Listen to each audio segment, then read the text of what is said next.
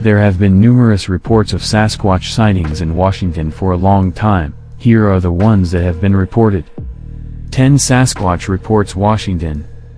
Ocean shore. It was 3 a.m., and I, who was having a hard time sleeping, went out onto the second floor deck, which is about 10+ feet high. The house is on the ocean side, so critters and brush movement are normal, but this night was different. It was very dark and too quiet, not even a frog's croaking. I heard an extra amount of brush rustling than normal, then a high-pitched animal screamed out, which I now identify as a rabbit in great distress. I put out food for the wild rabbits. There was a brief moment of silence before something stumbled or fell and let out a deep moan. I went into the house to grab a flashlight and went back out on the deck. As I was trying to find the switch for the dang ancient lantern-type flashlight, I heard more brush moving, then 4 loud thuds on this fake wooden dock that's on the northern edge of the lot. The dock goes into the brush where fresh water collects during the rainy season and ends. It is about 20 feet long and begins at the edge of the yard, which is also the NW corner of the deck support. 4 thudding stomps, then off the dock onto the lawn, 2 more stomps, and the creature stopped directly below me, standing above the deck. I froze, it froze, and then it started smelling me. Deep long inhales, short outhales. I could not see much through the deck boards, just something dark and big, and frankly, it was so frightening that this creature was just a foot or so underneath me below my feet. I said screw the lantern and ran for the house. Aberdeen, Raymond. Deer hunting, South 101 out of Aberdeen, milepost 69, turn left on M-Line, Logging Road, turn left onto M2800, stay left, number 4, where I found a 20-foot tree upside down stuck into the ground, about 3 feet in, root side up, took a picture and drove to the end. I parked and set up for some good hunting. Time 08:45 am. Sun out, things warming up. Facing north with a lot of open, clear-cut space, glassing it all. The hill in front, across the valley, is 150 yards across and heavily treed. At 10:45, halfway up the center of this hill, I hear a loud crashing as someone runs straight down the hill in front of me. He makes my left, his right, turn and jumps on this deer, killing it. The deer cries out 3 times and stops. All is now quiet again. I try to make my way down my hill and up the hill in front of me, but nothing works. It started to rain again, and I could not cross the river or creek, so I moved back to my spot to hunt. Nothing happened, so I went home at 1:30 p.m., hum tulips. November elk hunting in the Colonel Bob Wilderness in the Olympic National Forest, first day of modern elk season, high above the Hum Tulips River area.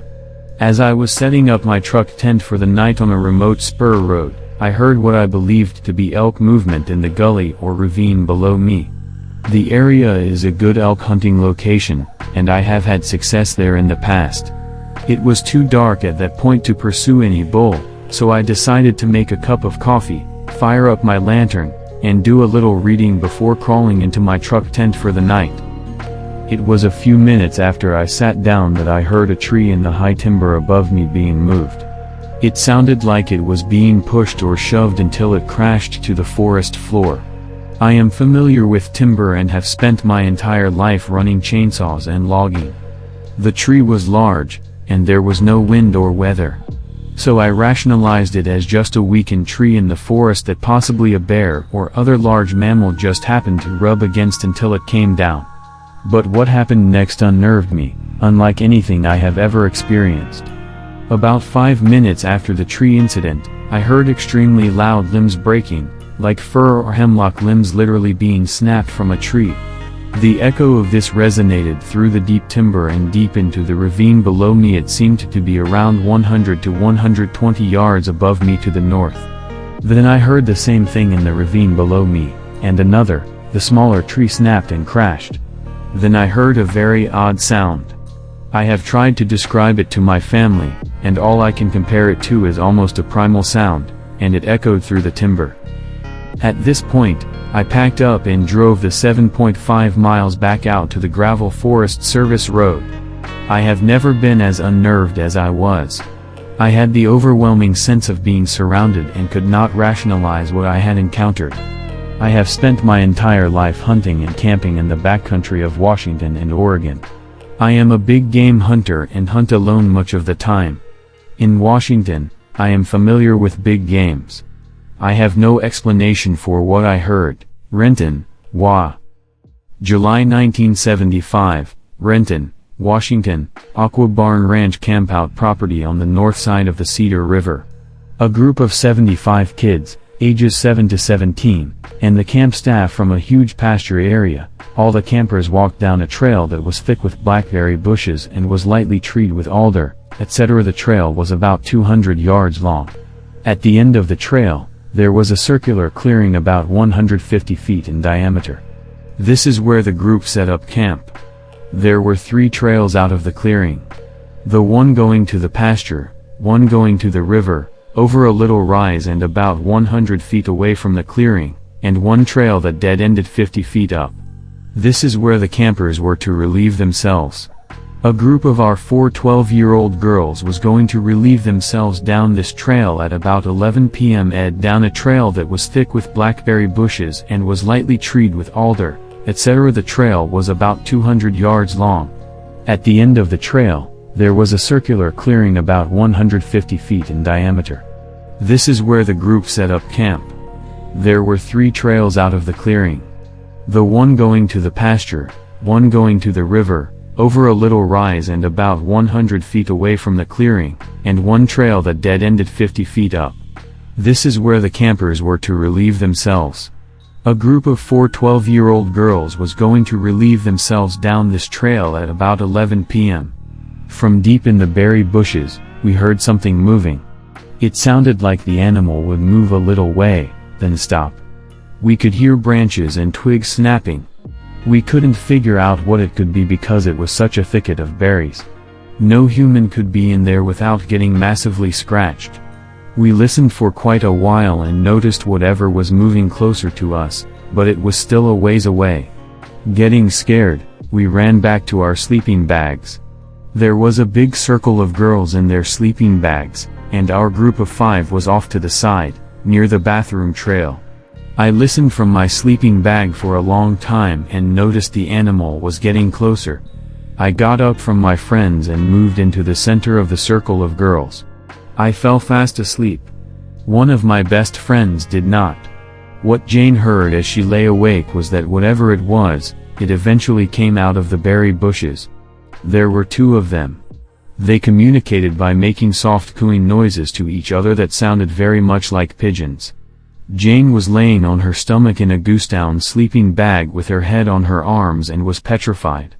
She could not look up at what was in our camp because she was afraid of what she might see. She said the 2 creatures moved all around our camp.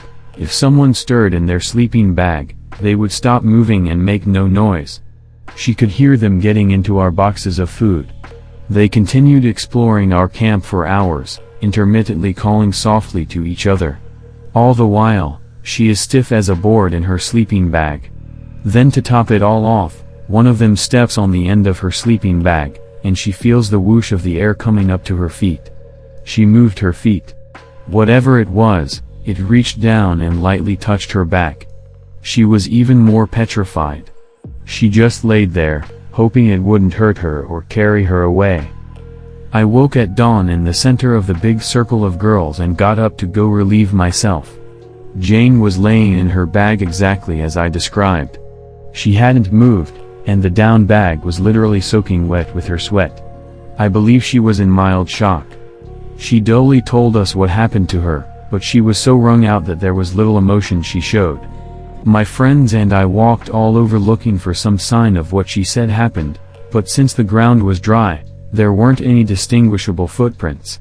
Later, when we got back to the aqua barn, Jane lay in bed the rest of the day to recover. Our group, to this day, calls this incident the thing that came to camp. Since I was not greatly affected by this, it's fun for me to recall. Jane and I talked about this incident in 1990, and she is not happy to relate it. She literally started sweating and got a little shaky as we talked about it. King County. I was walking my dogs in Merrimore Park, near Redmond, WA. It was in the early to mid-afternoon. The park was predominantly empty and quiet, and despite recent rain, the paths were not overly muddy. It was a sort of hazy day with some sun, probably 50 to 60 degrees. We had followed a somewhat underutilized trail or road that parallels Highway 520, going from the Velodrome down to the Sammamish River. It is a grassy area with occasional brush. The trail makes a T-junction at the Sammamish Riverbank. One can turn right and go under Highway 520 to the Redmond Town Center Shopping District, or turn left and remain in Merrimore Park. Just at the bank of the Sammamish River, there is a stand of brambles that create large mounds on both sides of the trail on the Merrimore side of Highway 520. This little bramble forest is probably about 30 yards long. The Sammamish River travels along the west edge of the park, emptying into Lake Sammamish about 1/4 mile, or slightly more, away in the park. Salmon run this river in October and November. We turned left and were walking through the brambles, parallel to the Sammamish River, heading into the park and away from Highway 520. Just as we were at the end of the bramble mounds and emerging into a clearing area, to my right, from the riverbank, there arose a hair-raising screeching, howling sound, like something terrified and screaming. It did not sound human and was quite long-winded and sustained. I stopped and stood very still. I was chilled to the bone by the sound. The hair stood up on my body. One dog looked towards the river, his fur also standing on end, and the other cowered a bit, her tail down. The sound was coming from within about 50 yards of us, but I could not see anything or anyone along the riverbank. There is brush and trees there, so they were blocking my view of some areas of the riverbank. The W. Sammamish Parkway is across the river and parallel to the river and the trail I was on. The cars traveling along that road create a certain roar, as do the ones on Highway 520. Whatever this yowling sound was, it was super audible above the sound of traffic on both of these busy roads. After a minute, we began walking again, and the sound arose again. This time, it was further away, maybe 75 yards up the river. This time, the yowling sound was followed by knocking sounds of wood on wood. At this point, I did go to the edge of the river and look up the riverbank to see if I could catch a glimpse of whoever or whatever was making the noise, but I could not see anyone or anything there. I wondered if it was people goofing around, but I did not see anyone or hear any sounds. A few minutes later, I heard knocking again but no yowling.